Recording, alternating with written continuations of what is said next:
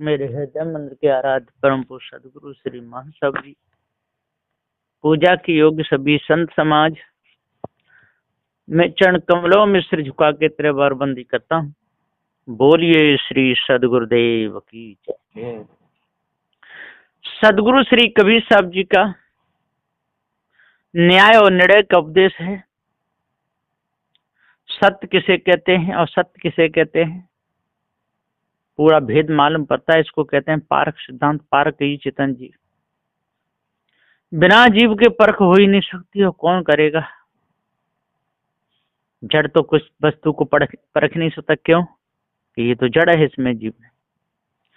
इसलिए जो भी चीज परखने में आती है वो जड़ से भी काम लेता है, तो ये चेतन जी भी लेता है। तो यहाँ पर बंदी छोर गुरुदेव की दया से सदग्रंथ गुरु बोध में क्रम नंबर 680 तक टीका पूर्ण हुआ। अब गुरु कृपा से आगे चलता है। सदगुरु उत्तर किरण 22 खंड 44। सुनो शिष्य हंस को थीर पद, जैसे जल को सेत। सो कोई सिंधु कोई सरता, बापी कूप घट प्रोत। सदगुरुदेव जी पुकार के समझाते हुए कहते हैं कि हे शिष्य, तुम ध्यान से सुनो। हंस जीव का चेतन, ज्ञान गुण पारक रूप ही, कभी नाश न होने वाला, सदा कायम स्थिर पद है, नित्य पद है। जैसे कि जल का सफेद शुद्ध श्वेत रंग ही वास्तविक रंग है, वैसे जीव भी शुद्ध ज्ञान स्वरूप देहादि का साक्षी चेतन है। तीन काल में जीव एक रस नित्य सत्य अखंड है, देह का प्रकाशी है। अब देखो, पानी एक होते हुए भी उसके रहने की जगह है कितने एक है। कोई तो महासागर है, कोई नदी नाला बावड़ी सीढ़ी वाला कुआ, साधारण कुआ, घड़ा आदि बर्तनों में भरा हुआ जल है।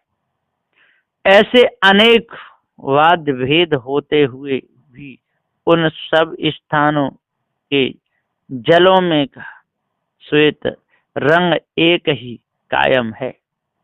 वैसे ही ब्रह्म ज्ञानी योगी भक्त कर्मी तथा चारों खानियों के जीवों में ज्ञान गुण व जानपना एक समान ही कायम है। जीव अखंड है। इस भेद को यदि कोई जान ले तो बीमारी मिटे। भेद को जानता नहीं,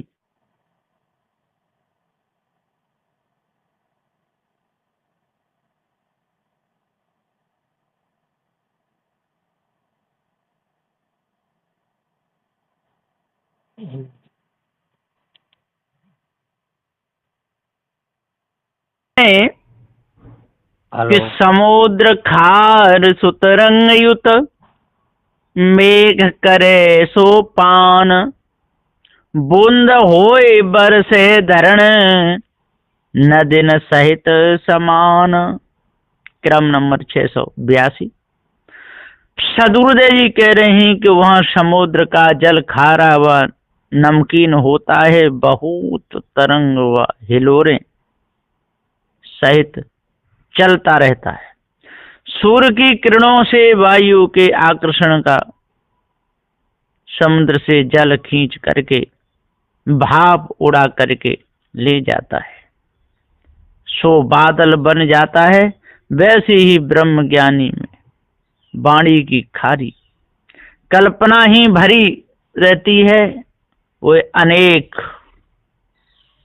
इच्छाओं की तरंग सहित चंचल बने रहते हैं। मन मानंदी शोषण करती रहती है, इसलिए वे भ्रमिक हो करके उड़ते हैं। जहां तहां भटकते रहते हैं। और उधर फिर आकाश में चढ़ा हुआ जल रूप मेघ मंडल समय पाकर के प्रेरक वायु से पिघल कर अनंत बूंद रूप में परिणत होकर जल वर्षा होकर के पृथ्वी में गिरता है। वह जल तो नाले खोले में होते हुए नदियों में मिल करके पुनः नदी सहित समुद्र में समा जाता है। वैसे ही अधिष्ठान ब्रह्म से स्फूर्णा प्रकट हो करके जगत की उत्पत्ति होना माना है। इसी से तो अनेक 84 योनियों में जा पड़े और ज्ञानी अज्ञानी सहित जगत को लेकर के विज्ञानी फिर ब्रह्म कल्पना में ही समा रहे, धोखे में जा रहे। ठोर ठोर सो समेट के बरसे सो सागर खार, तैसे हंसा ब्रह्म में उपजे जीव विहार। सदगुरुदेव जी कहते हैं कि जैसे ठोर ठोर बरसता है सो समेट के बरसे सो सागर खार। जैसे वर्षा का पानी पहाड़, टीला, नाला, खोला, खांच इत्यादि जगह जगह से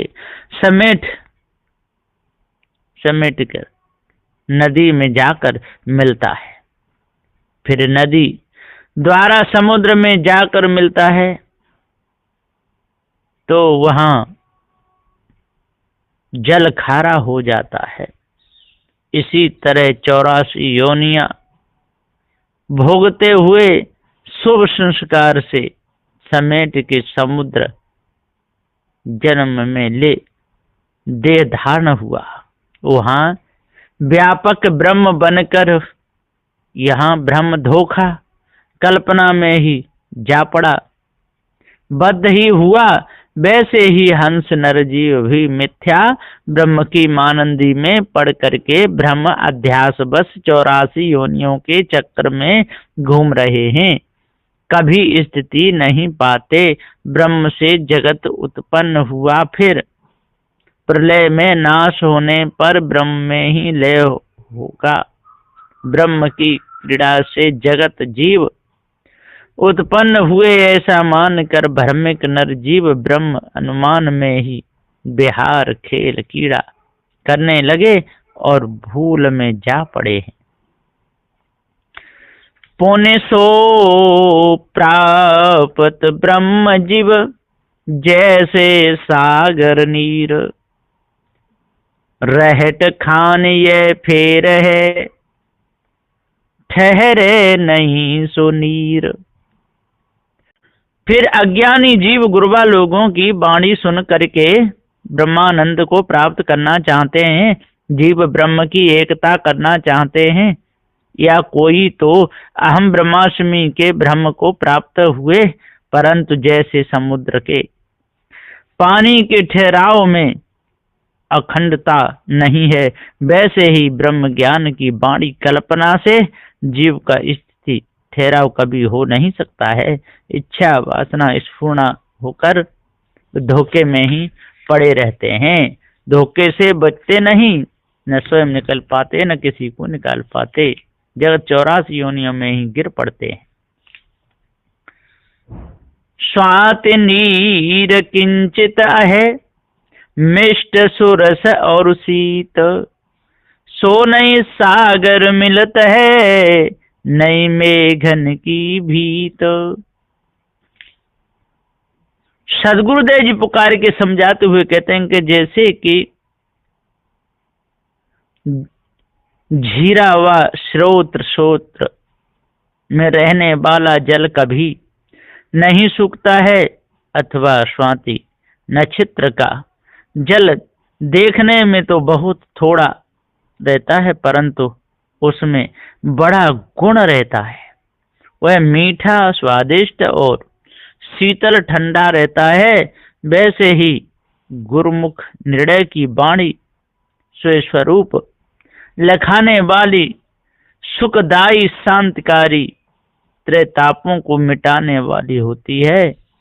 सार शब्द तो थोड़ा ही होता है और सीपी में पड़ने पर स्वाति जल का मोती बन जाता है। फिर वह खारा समुद्र के जल में भी नहीं मिल सकता और मेघों के शोषण करने का डर भी उसे नहीं रहता है। सारा खटका मिट जाता है। तैसे हे शिष ठहर पद अहे ये सब रूप, दृष्टा होबे सवन करो अहंकार तज स्वरूप। सदगुरुदेव जी पुकार के समझाते हुए कहते हैं कि हे शिष्य, वैसे ही दृष्टांत सिद्धांत के सब भेदों को जानकर निज स्वरूप को लग करके हंस पद में ही ठहरो। और यह सब रूप, सब सिद्धांत तो मनुष्य जीवों की रचना कल्पना ही है। खानी वाणी के यही सब रूप बनावटी नकली हैं, उन्हें बनाने वाले जीव ही असली सच्चे हैं। इसलिए अहंकार के स्वरूप ब्रह्म ईश्वरादि मिथ्या मानंदी को परित्याग कर उन सबों का दृष्टा हो, परीक्षक पारखी बनो, अहंता ममता को त्यागो, निज स्वरूप में ही स्थिर हो रहो और वृत्ति को समेट करके रखो, तभी स्थिरता होगी। बचन सतगुरु यथा विधि, कहें सुमार्ग चाल, अष्ट आत्मा राम यह को हम जाल। सदगुरुदेव जी पुकार के समझाते हुए बता रहे हैं कि सदगुरु श्री कबीर साहिब ने ब्रह्मादि गुरुवा लोगों की वेदाद वाणी की कसर खोट यथार्थ निर्णय से विध पूर्वक बीजक में दर्शा करके कहे हैं। सो पारखी सदगुरु उसी तरह से गुरुमुख वाणी कह करके परखाते हैं। ऐसे सदगुरु के सदवचन को मानो, ग्रहण करो। जैसा सदगुरु ने कहा है वैसा ही शुद्ध मार्ग में अग्रसर हो करके हंस रहनी रहस्य सहित चलो। हंस की चाल या रीत से चलने पर ही कल्याण व मुक्ति होगी। और नित्य सत्य चैतन्य तो यह जीव ही है, सर्वत्र रमा हुआ व्यापक आत्मा राम। जो माना है वह धोखा मिथ्या कल्पना मात्र है। सबसे न्यारा जीव एक देशी है और सर्वदेशी माना हुआ आत्मा कोई नहीं है।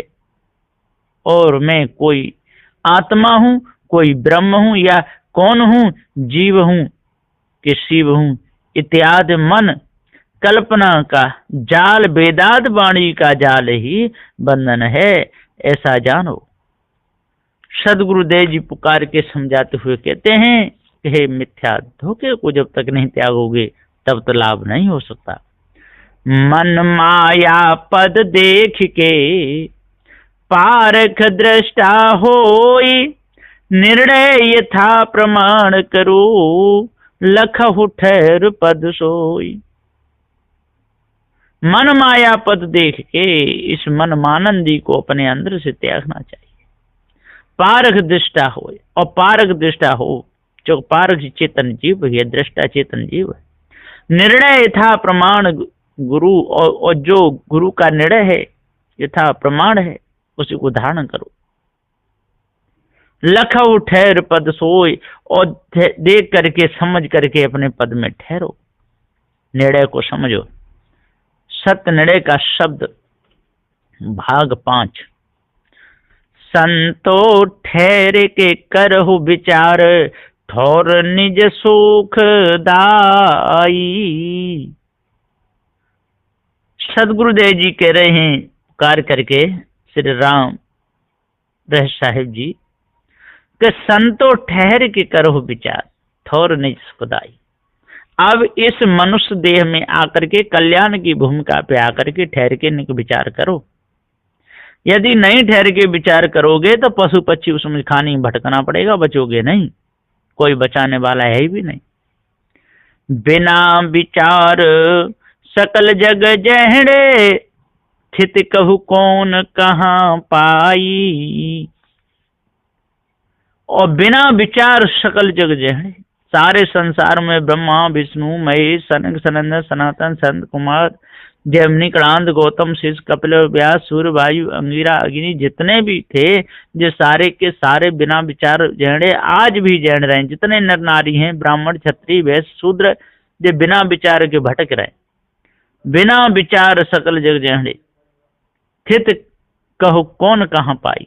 और किसने कहाँ स्थिति पाई, कहीं नहीं पाई। ये सब बेविचार की बात में लगे रहे। माथे व्याप संधि के घेरा, विष बोराने समुदायी। सदगुरुदेव जी कहते हैं माथे व्याप संधि के घेरा। अरे इनके माथे पर वही व्यापक जो ब्रह्म की मानंदी बनी रही, वही संधि कटी नहीं ईश्वर की, घेरा उसी में, अपने आप को भूले रहे। विष बोराने समुदाय, उसी विष को खाकर के बोर आ गए। सारा समुद्र, सारा विश्व इसी कल्पना में और आज भी तड़प रहा है पूरा समूह। इसलिए अपने आप को जानो और भ्रम को त्यागो। ज्ञानी भक्त योगी कहलावे, मर्म महामत भरमाई। सदगुरुदेव जी कहते ज्ञानी भक्त योगी कहलावे, मर्म महात्म भरमाई। बड़े बड़े ज्ञानी कहलाए, बड़े बड़े भक्त कहलाए, बड़े बड़े योगी कहलाए, पर मर्म नहीं जाने, महात्म नहीं जाने, महत्व को नहीं समझे। पूरा जीवन भ्रम में ही, ब्रह्म के भ्रम में, और आत्मा आत्मा कह करके भूले रहे। और फिर जब कैसे भी नहीं पार पड़ी तो जीव को ही आत्मा कहने लगे। कितनी बड़ी गलती कर रहा है जी, बहुत बड़ी भूल है जो कि जीव को आत्मा कहते हैं। त्रिदेवा अधिकारी जगत के, त्रिविध भेष मन कुटिलाई। त्रिवेदा अधिकारी जगत के, त्रिदेवा रजोड़ी तमोड़ी सतोड़ी और ब्रह्मा विष्णु महेश, इन्हीं की कल्पना में सारा संसार भूला हुआ है।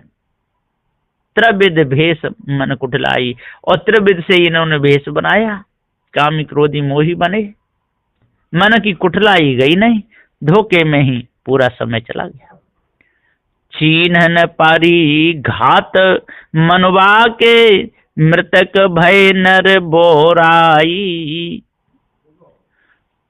सदगुरुदेव जी कहते हैं कि उन गुरबा लोगों के घात दाव पेच छल कपट अबोध मनुष्यों को पहचान नहीं पड़ी, और मन के लोभ चाल लाल चाह का घात भी चीन नहीं पड़ा।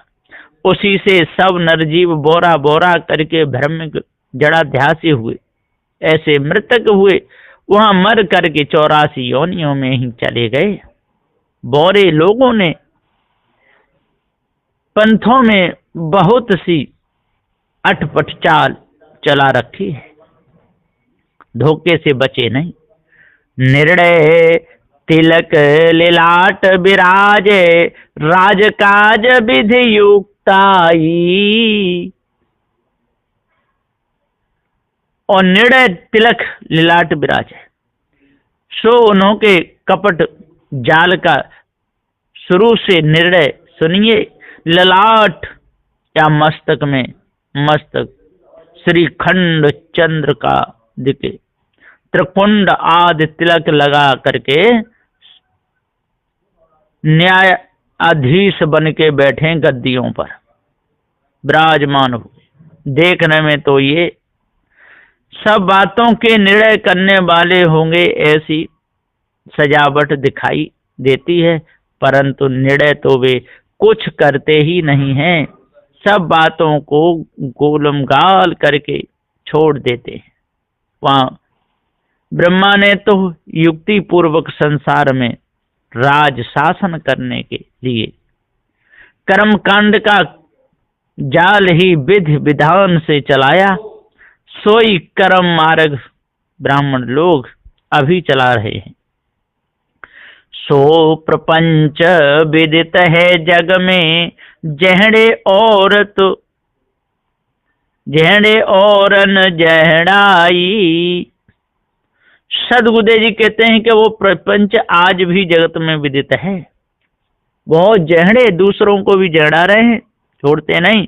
सो प्रपंच विदित है जग में, खूब देख लो कितना प्रपंच है, जहड़े और न जहड़ाई। स्वयं उसी भ्रम में, धोखे में, विषय वासना में, जालों में जहड़े हुए हैं और दूसरों को भी जहड़ा रहे हैं, प्राण आदि से संसार में जाहिर ही हुए हैं। सबके सब कर्म जाल में फंस करके अपने आप को भूल गए, अपने आप को जान ही नहीं रहे। विष्णु दया के रूप कहावे, कंठी कंठे दिखलाई।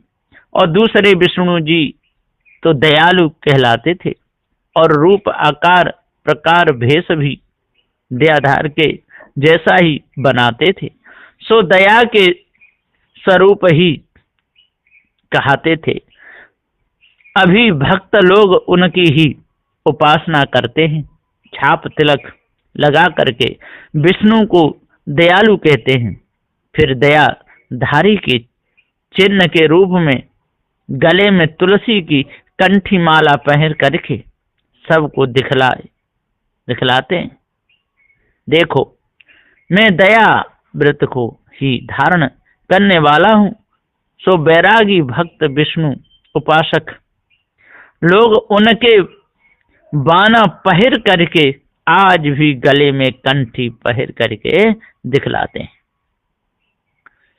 सो विख्यात प्रगट हुए जग में, विषय बैर संग कुशलाई।